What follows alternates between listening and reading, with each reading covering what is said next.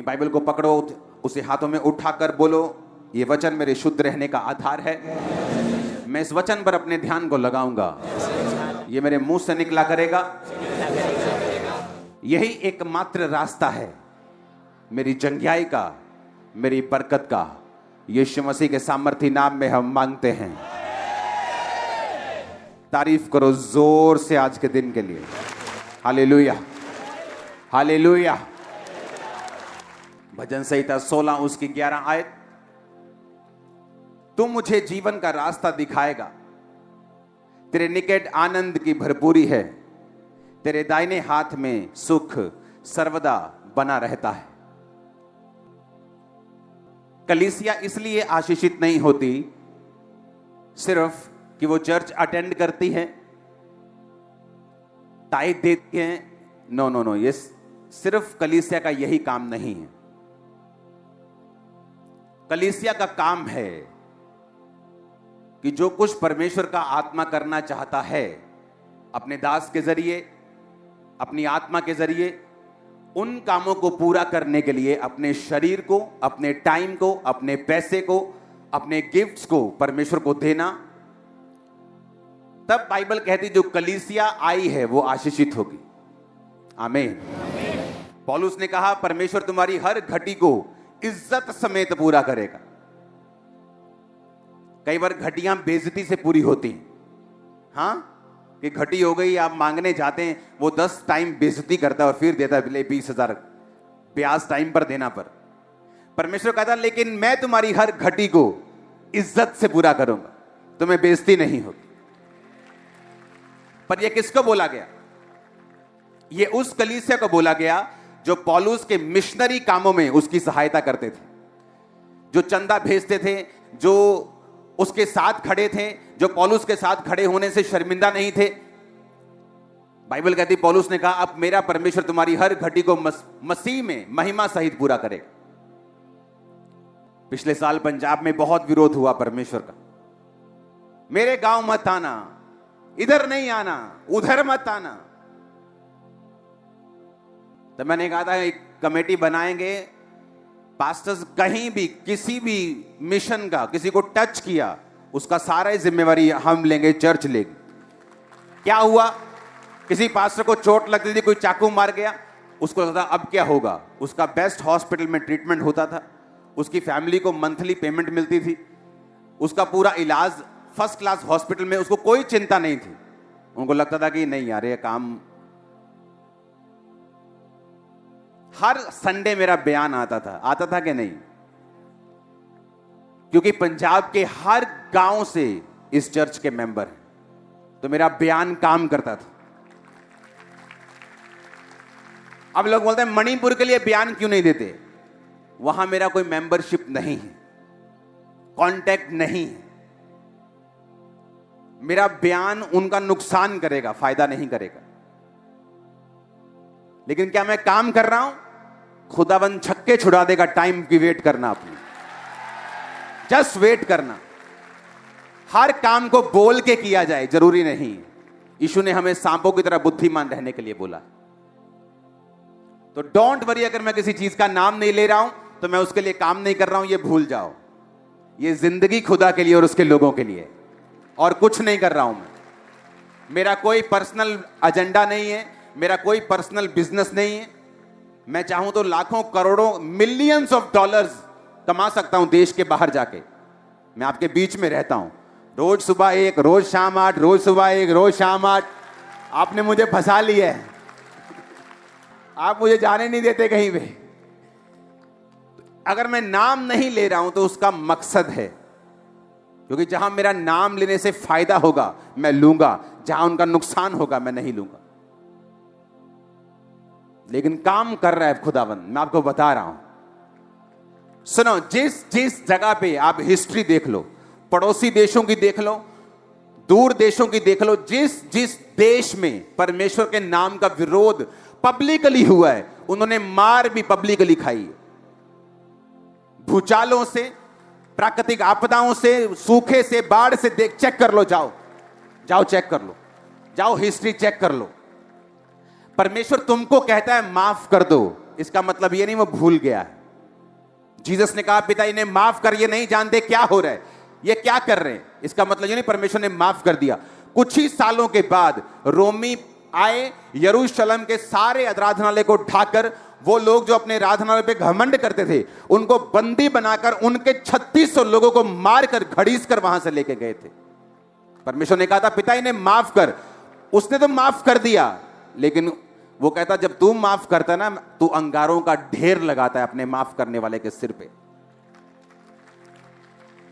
तो लोग तो विरोध करके भूल जाते हैं, लेकिन जब परमेश्वर जवाब देता है ना, तो तौबा तौबा कानों में हाथ लगते हैं कि नहीं। फिर वो हटता भी नहीं, जल्दी हटता भी नहीं। वो पूरा हिसाब किताब चुकता करके वो हटेगा। और साथ में हमको भी लगाया हुआ है, हाँ, कि सब जगह मेरा बैंक बैलेंस पहली बार इतने महीनों में हुआ कि बिल्कुल जीरो पे आने पे लगा। इतनी चैरिटी हो रही है, क्योंकि मैं रोक नहीं सकता उन लोगों के लिए। मेरे दिल में होता है कि, और मेरी आदत है कि मैं सिर्फ फोटोज के लिए चैरिटी नहीं करता हूं कि फोटो देनी है, चल भी 10 ब्रश तू ले जा, 10 पेस्ट तू ले जा। हाँ, वो मैं कर नहीं सकता हूं। अगर चैरिटी किसी के घर में जाएगी तो महीने का राशन, बोतलें, दूध, डायपर सब कुछ जाएगा। तो ऐसा नहीं जाएगा कि हाँ 2 सेकंड के लिए गए, फोटो ली इंटरनेट पे डालने के लिए। वो मेरे से होता नहीं। आप जितना इंटरनेट पे देखते हो वो सिर्फ 1% है जो चैरिटी हम करते हैं। जीसस ने कहा तेरा दाहिना हाथ करे बाहिना ना जाने, बाहिना करे दाहिना ना जाने। जो कुछ भी इंटरनेट पे पढ़ता है वो इसलिए कि मेरे spiritual sons 1500 pastors and spiritual sons वो फॉलो कर सके सेम। उन्हें मालूम हो मिनिस्ट्री क्या कर रही है, वो भी फॉलो कर सके। That's it. हालेलुया। तो ये भूल जाओ कि परमेश्वर भूल गया है। उसने तुमको बोला है माफ करने के लिए, वो खुद हिसाब किताब पूरा चुकता कर रहा है। हालेलुया। और ऐसा ही है परमेश्वर। इसलिए बाइबल कहती है परमेश्वर के हाथों में पड़ना भयंकर बात है।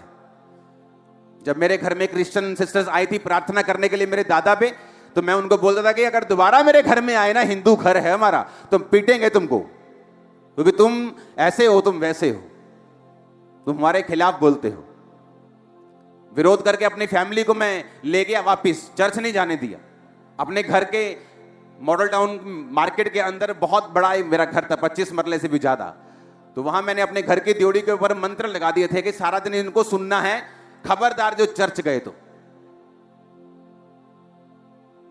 आप जानते नहीं मैं कहां से आया हूं, लेकिन जब पागलपन के दौरे पड़े, जब बीमार हुआ, जब डॉक्टर्स ने, जब वैद्यों ने, जगहों ने जब हाथ खड़े कर दिए, पागलों की तरह मैं जाता था उनकी जगहों के ऊपर। आप मुझे देख के बताओ मेरा क्या है फ्यूचर, मैं क्या करूं, मैं ऐसे फील कर रहा हूं, मैं ऐसे महसूस कर रहा हूं, मेरा दिल करता मैं सुसाइड कर लूं, मुझे पागलपन के अटैक होते, मैं कोई हल नहीं। क्योंकि मैं भूल गया था कि मैंने विरोध किया था जीसस का। मैं तो भूल गया विरोध करके, जीसस कहां भूलते हैं। तुम तो भूल गए विरोध करके, हाला लाला मचा के, और तुम्हें लगता था कि क्या होगा। लेकिन जब वो फिर चिट्ठियां खोलता है, खाते खोलता है बराबर करने के लिए, फिर वो ऐसा बराबर करता है। हालेलुया। परमेश्वर से पंगा लेके कोई बच सकता है क्या? कोई नहीं बचा आज तक। कोई उस पर केस नहीं कर सकता कि तू भूचाल क्यों दे रहे, तूने बारिश ज्यादा क्यों कर दी। कोई केस कर सकता है क्या? कोई है कोई ऐसी कोर्ट जहां पे परमेश्वर के खिलाफ केस किया जा सके? इसलिए बाइबल कहती है डरते रहो और कांपते रहो और अपने उद्धार का काम करते रहो। हालेलुया। हर चीज का हिसाब होगा। जहां मसीह लोगों को सताया जा रहा है उन जगहों पे भी बड़ा तगड़ा हिसाब होगा। खाते खुलेंगे, देखना तुम्हारी आंखों के सामने होगा। हम कोई मुर्दा परमेश्वर को थोड़ी मानते हैं कि हमें सांसारिक योजनाएं बनानी पड़ेंगी। हमारा परमेश्वर जिंदा है। जब वो योजना देगा तो आत्मिक देगा और वो काम करेगी। आमीन ऊंचे वाला चाहिए चर्च। अपने पड़ोसी को बोलो स्पिरिचुअल बन, आत्मिकता में ही फायदा है। फिर से बोलो स्पिरिचुअल बन, आत्मिक बन, क्योंकि आत्मिक बनने में तेरा फायदा है। आमीन। मैं आपको फिर से एक चीज बताना चाहता हूं। आपको लगता है कि परमेश्वर बड़ी बड़ी बातों की चिंता करता है, देशों की, हां, उसे बड़ी बड़ी बेदारियों की चिंता है, सही है उसे। लेकिन मैं आपको यह भी बता सकता हूं, उसे आपकी छोटी से छोटी बात की भी चिंता है। स्मॉल, इतना छोटा, इतनी माइक्रो आप सोच भी नहीं सकते। मैं आपको सच कह रहा हूं, आप क्या सोचते हैं, क्या खाते हैं, क्या पहनते हैं, कहां जाते हैं, क्या चलाते हैं, उसको चिंता है। मेरे घर में एक टीवी था, और जब भी वो टीवी ऑन होता था तो पता नहीं उसमें क्या, टीवी अच्छी कंपनी का था, लेकिन जब वो चलता था तो आंखों में हल्का सा दर्द होता था। लेकिन हमने ये समझ के लिया था बड़ा स्क्रीन है, बड़ा अच्छा तो अच्छा रहेगा, कि बच्चे रोज रात को फायर प्रेयर करते हैं, कभी हम लगे रहते हैं, चलो ले लो। लेकिन वो 2 टीवी लिए, एक बिल्कुल सही था, एक आंखों में पेन। परमेश्वर को मालूम था ये आंखों के लिए सही नहीं। आप इमेजिन करना, वो टीवी बिना कारण के ही टूट गया, लाखों रुपए का, और उसकी जगह सेम टीवी आया, बिल्कुल राइट, कोई पेन नहीं। आपकी छोटी सी चीज परमेश्वर चिंता करता है। मैं आपको बता सकता हूं, आपकी सोच। हमें पता क्या लगता है कि परमेश्वर इतनी छोटी बातों की चिंता। परमेश्वर ने कहा तंबू बनाओ, और उस तंबू में मेरे लिखे हुए वचन जो खुदा ने अपने हाथ से लिखे थे और मूसा को दिए थे, वो रख दो। तंबू बना, महापवित्र स्थान में परमेश्वर का संदूक था, उससे पीछे मेज था, रोटियां थी, दीवट था, उसके बाहर का आंगन था। तो एक तंबू बना दिया गया मूसा के द्वारा, हां या ना। 12 गोत्र थे, 12 गोत्रों को बोला, 3 गोत्र मंदिर चर्च के आराधनालय के खब्बे हाथ, 3 गोत्र सज्जे हाथ, 3 सामने और 3 पीछे, 12 गोत्र थे। तो 12 गोत्र जब परमेश्वर बोलेगा कि यहां से निकल के आगे चले जाओ, तो 12 गोत्र उठेंगे और चलेंगे, और 3 इधर 3 इधर। कौन से 3 वो भी बताया, ये 3 इधर, ये 3 इधर, ये 3 इधर, ये 3 पीछे। तो जब तंबू उठाया जाएगा तो तुम भी 12 लोग साथ साथ, 12 गोत्र, लाखों लोग थे। 6 लाख तो युद्ध करने वाले लोग थे, 20 साल से ज्यादा। स्त्रियां शामिल नहीं की गई थी। तो आप इमेजिन करो, 20 लाख की पॉपुलेशन थी, वो 20 लाख लोग थे जो तंबू के आसपास चलते थे। और परमेश्वर ने क्या कहा, तंबू में जो लोग होंगे, तंबू का जो सेवा करेंगे, वो लेवी लोग, वो उसमें शामिल नहीं थे। तो जैसे ही परमेश्वर बोलता था कि तंबू उठा के चलो आगे, तो कुछ उसके दीवट को उठाते थे, कुछ की ड्यूटी लगी थी पवित्र स्थान को उठाना, कुछ की ड्यूटी पर्दे उठाना, बांस जो भी था उनके पास उठाते थे, वो चलते थे। लेवी बीच में, 12 लोग साइड पे चलते थे। समझ आई कि नहीं आई? अपने हाथों को उठा के बोलो, परमेश्वर जो कुछ अब मैं समझूं वो 100 गुना फलों को लेके आए। मांगो अपने हाथों को उठा के, पहले ऊंची आवाज में।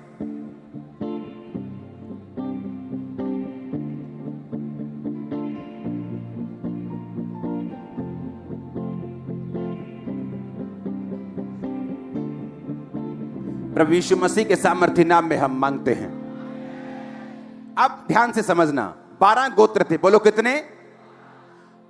परमेश्वर ने कहा, जब मैं इन 12 गोत्रों को इज़राइल को मिस्र से छुड़ा कर लेके आया था, तो कैसे छुड़ा के लेके आया था? लास्ट चमत्कार परमेश्वर ने क्या किया था मिस्र में? बोलो, लास्ट मिरेकल क्या था? पहलोठे मार दिए थे। हां, तारीफ करो जोर से। उनके पहलोठे यानी बड़े बच्चे, जो सबसे बड़े फैमिली का था, वो सब मार दिए थे, फिरौन के भी, फिरौन की प्रजा के भी। और वो डर गए और उन्होंने कहा, इजराइलियों का खुदा सच्चा है, इन्हें छोड़ दो, सताओ मत। एक ही रात में मूसा उसके साथ इजराइल की सारी कौम निकल गई। समझ आई कि नहीं? फिर उन्होंने तंबू बना लिया जहां पर परमेश्वर का वो भवन और परमेश्वर का जो संदूक था लिखा हुआ वो रखते थे। अब परमेश्वर ने क्या कहा, लेवी जो सेवा करने वाले लेवी थे, जो भवन की सेवा करते थे, उसको उठाते थे, साफ करते थे, उठाकर लेके जाते थे, अंदर याजक के अधीन रहते थे। परमेश्वर ने कहा ये गोत्रों में नहीं गिने जाएंगे। 12 गोत्र थे, लेवी निकल गए, कितने रह गए? 11। परमेश्वर ने कहा यूसुफ भी गोत्रों में नहीं गिना जाएगा, बल्कि यूसुफ के दोनों बेटे वो गोत्रों में गिने जाएंगे। यूसुफ निकल गया, कितने रह गए? 10। यूसुफ के 2 बच्चे एप्रेम और मनश्शे ऐड हो गए, कितने हो गए? 12 के 12 हो गए। अब 12 गोत्र, बीच में लेवी। मान लो ये तंबू है, हां, ये स्टेज लगा लो, सिर्फ तंबू है। परमेश्वर ने कहा लेवी लोग तंबू के आसपास रहेंगे। 3 गोत्र इधर, 3 इधर, 3 उधर, 3 पीछे रहेंगे। लेवी लोग तंबू के पास रहेंगे। परमेश्वर ने कहा मैं जो पहलोठों को मारकर तुम्हें छुड़ा ले आया था, तुम्हारे सारे पहलोठे बड़े बच्चे मेरे होंगे। लेकिन परमेश्वर कुर्बानी नहीं लेता आदमियों की, यह हमें मालूम था। तो परमेश्वर ने क्या किया, लेवियों को गोत्रों से अलग कर दिया। और परमेश्वर ने कहा लेवियों के जितने पुरुष होंगे वो तुम्हारे पहलोठों के बदले मैंने सेवा के लिए ले लिए। आप मेरी बात समझ गए कि नहीं?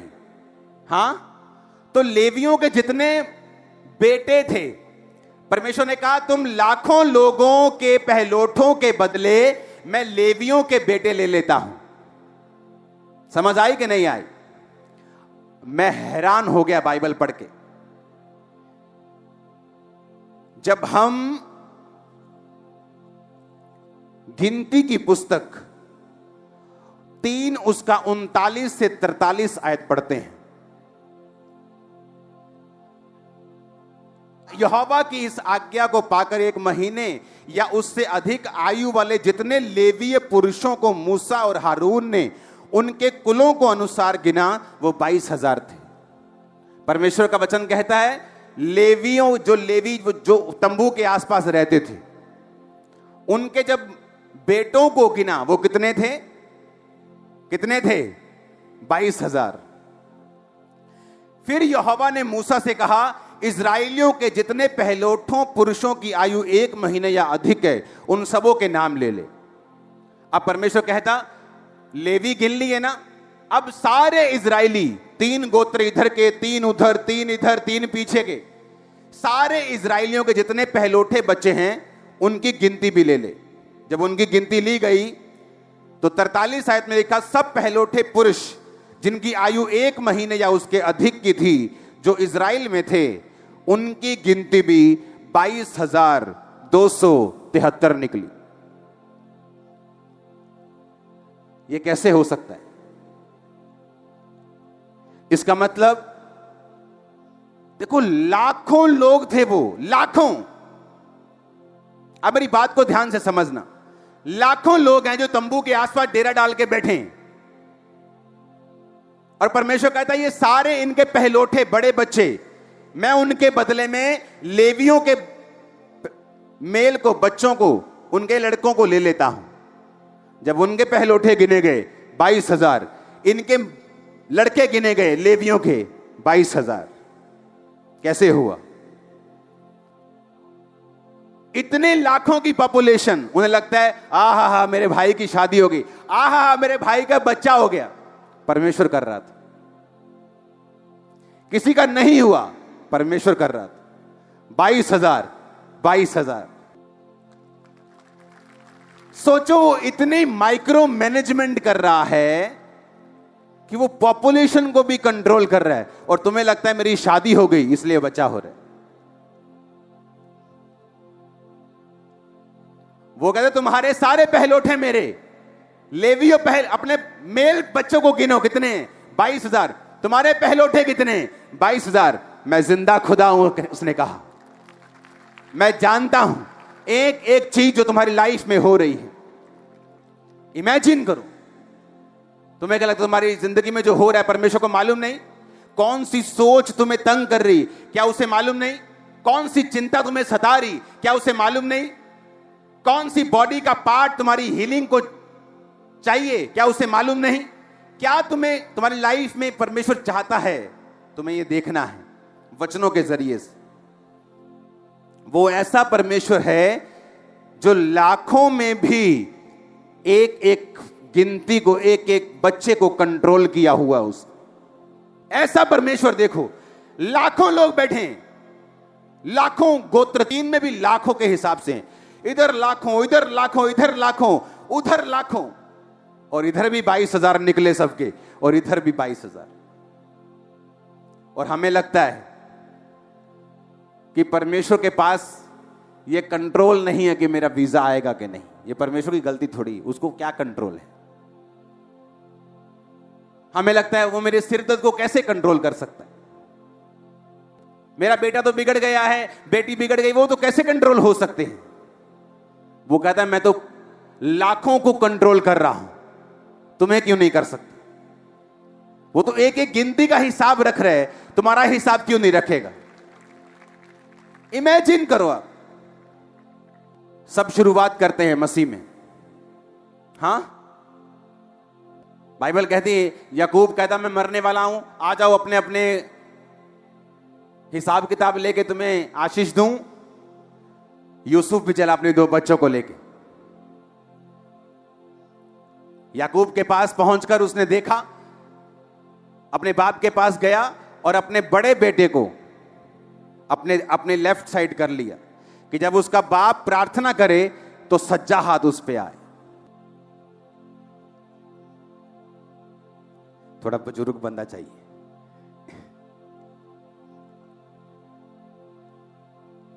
ये बड़ा और ये छोटा लग रहा है ना, बड़ा छोटा। तो यूसुफ बड़े को इधर रख के गया ताकि जब अपने बाप के वो सामने जाए तो बाप दाहिना हाथ इस पे रखे, क्योंकि ये बड़ा है। और वो अपने छोटे को अपने दाहिने हाथ रख के इसलिए गया कि जब वो बाप के सामने जाए तो उसका लेफ्ट हैंड इस पे आए। और उसने कहा बाप आप इन दोनों को बरकत दो, ये बड़ा है मनश्शे, ये छोटा है एप्रेम। और बाप की आंखें बाइबल कहती है धुंधली हो गई थी, तो उसको सूझता नहीं था। उसने क्या किया, अपना दाहिना हाथ इस पे रख दिया और बाहिना हाथ इस पे रख दिया। सुनो, और यूसुफ को लगा कि शायद, सुनो, उसकी आंखें धुंधली हो गई हैं, तो यूसुफ कहने लगा no no no daddy daddy daddy ji, सज्जा हाथ इत्ते रखो, क्योंकि ये वड्डा ते खब्बा इत्ते रखो, ये छोटा। यूसुफ कहता नहीं नहीं नहीं मेरे बेटे, मुझे मालूम है छोटा ये है और बड़ा ये है। और उसने वचनों को बोला। उत्पत्ति 48 उसकी 13 से 20, 19 आयत में पढ़ता हूं। पिता ने कहा नहीं, सुन है मेरे पुत्र, मैं इस बात को भली भांति जानता हूं, यद्यपि इससे भी मनुष्यों की एक मंडली उत्पन्न होगी और वो भी महान हो जाएगा, तो भी छोटा भाई इससे अधिक महान हो जाएगा और उसके वंश से बहुत सी जातियां निकलेगी। उसने क्या कहा? उसने कहा बेटा नहीं, ऐसा नहीं है, यह खुदा की मर्जी है कि छोटा बड़े से भी अधिक महान हो जाएगा। उसने वचनों को रिलीज किया, इन्होंने आमीन बोला। उसके बाद याकूब खुदा के पास था, वो दोनों बच्चे बड़े होते गए और देखो असर क्या हुआ। गिनती 2 उसकी 18 से 21 में उसका असर नजर आता है। जो गोत्र मैंने आपको बताए थे, जब गोत्रों की गिनती हो रही थी कि तुम खब्बे रहोगे, तुम पश्चिम में, तुम उत्तर में, तुम दक्षिण में, तुम पूर्व में रहोगे, तो गोत्र गिने जा रहे थे कि गिनना भी है कि कितने बंदे हैं एक गोत्र में। पश्चिम की ओर एप्रेम की छावनी के झंडे के लोग अपने दल के अनुसार रहेंगे। उनका प्रधान अमीहूद का पुत्र अली शामा होगा।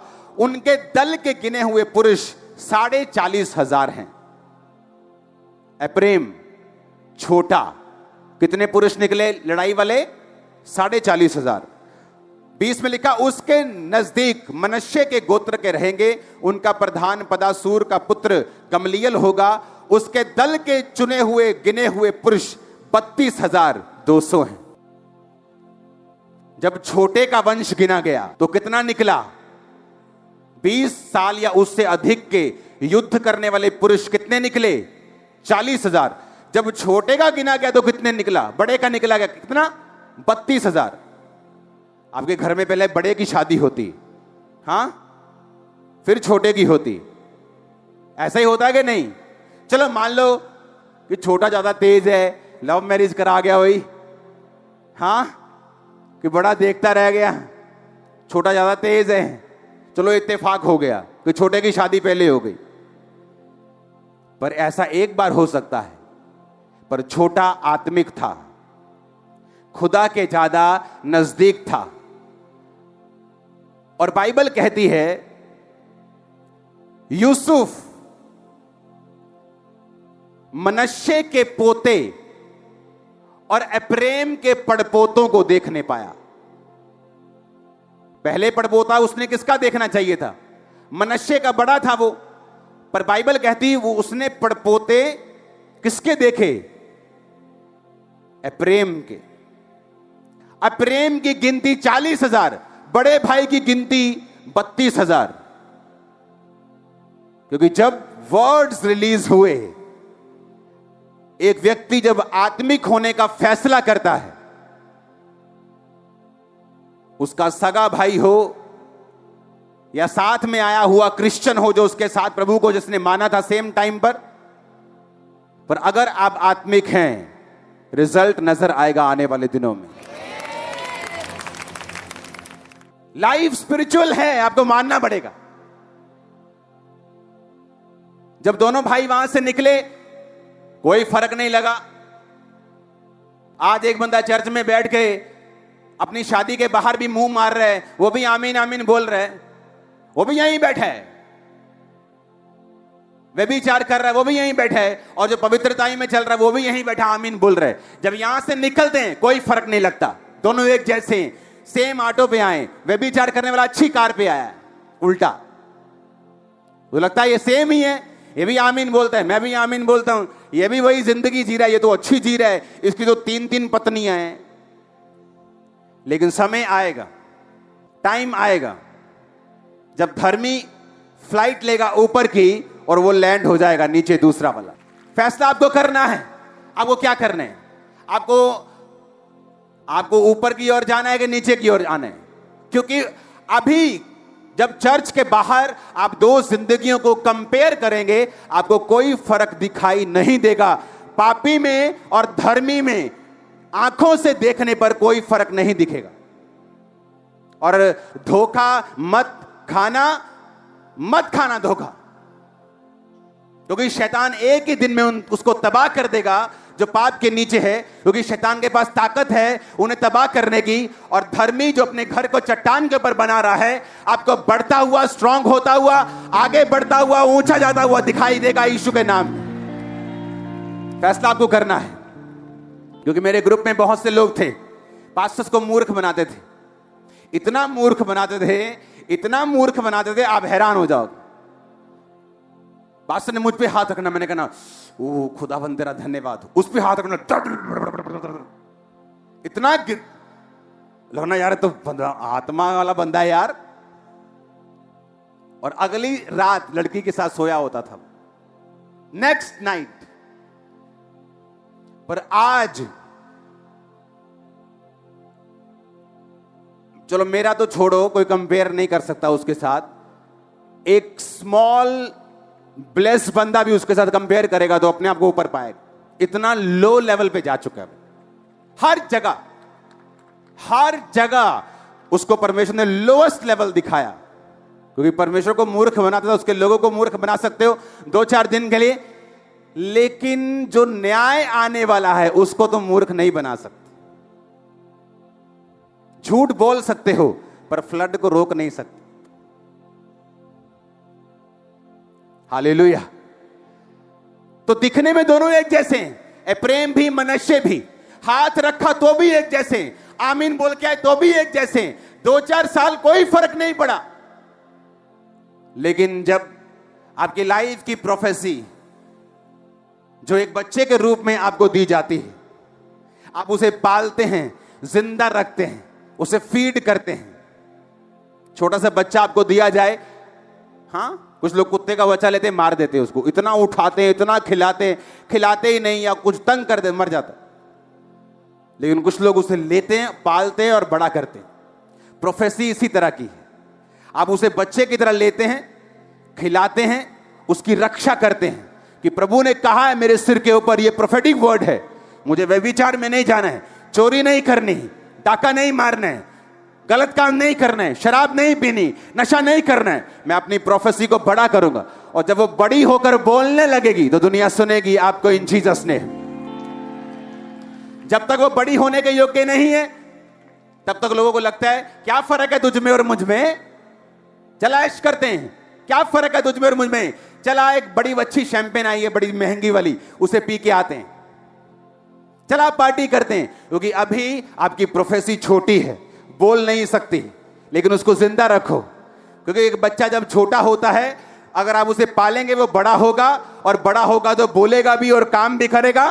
प्रोफेटिक वर्ड जो आप पे रिलीज किए जाते काम करते हैं, लेकिन बाइबल कहती भविष्यवाणियों को तुच्छ मत समझो, उनको पालो, उनके विषय में काम करो, उनके अनुसार अच्छी लड़ाई को लड़ो। हालेलुया। एक विश्वासी को मालूम होता है खुदा की बड़ी योजना है, लेकिन उसे मालूम है कि वो कमियां उसकी लाइफ से दूर होनी चाहिए। हालेलुया। परमेश्वर ने कहा अब्राहम तेरे पास पैसा भी है, बरकतें भी हैं, लेकिन एक आशीष जो तू चाहता है, मेजर वाली, बड़ी वाली, जो बड़ी स्ट्रांग है, जो सारा सिनेरियो चेंज कर देगी। लोग गवाही देते होंगे उसके घर में, वाह भैया अब्राहम तो बड़ा कमाल का हो गया, किथे हले होया थोड़ी है कुछ, पैसे ही है, बरकत ही है। अब्राहम चाहता कि वो वाली बरकत जरूर मिले मुझे, वही मुंह बंद करेगी।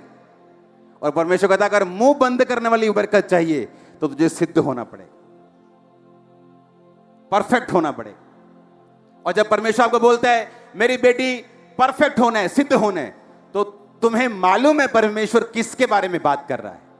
तुम्हें मालूम है तुम टीवी देखती हो ज्यादा, तुम्हें मालूम है तुम प्रेयर नहीं करती हो, तुम्हें मालूम है फोन की एडिक्शन हो गई है तुमको, तुम्हें मालूम है तुम चुगलियां करती हो, तुम्हें मालूम है कौन सी कमी है तुम्हारे अंदर, और तुम्हें मालूम है जब परमेश्वर कहता है मेरी बेटी सिद्ध हो जा, तुम्हें पता है कौन सी कमी दूर करनी।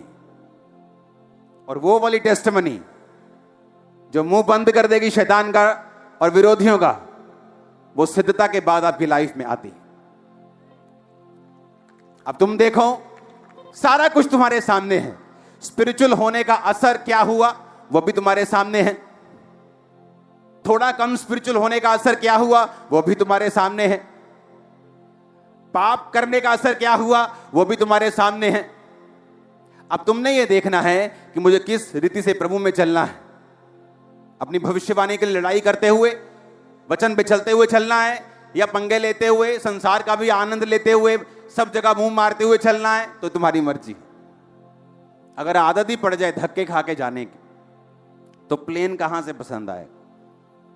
अगर बसों में धक्के खाने की आदत पड़ गई है तो फिर प्लेन कहां से पसंद आए। हाँ, जब तक ऐसे खड़े खड़े कपड़े ना फट जाएं 2-3 जगह से, फिर कहां प्लेन पसंद आए। तो अगर प्लेन मौजूद है मुंबई जाने के लिए तो क्यों बसों में जा रहे हो।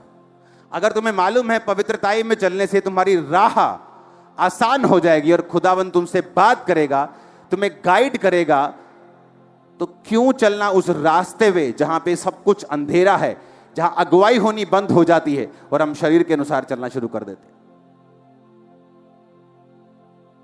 हालेलुया। अपने पड़ोसी को बोलो आत्मिक बन, फिर से बोलो आत्मिक बन।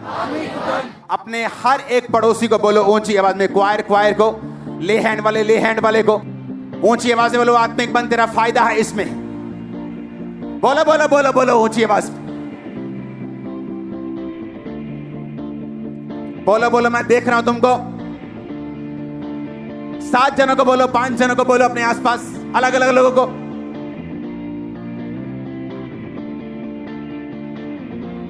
Hallelujah, hallelujah.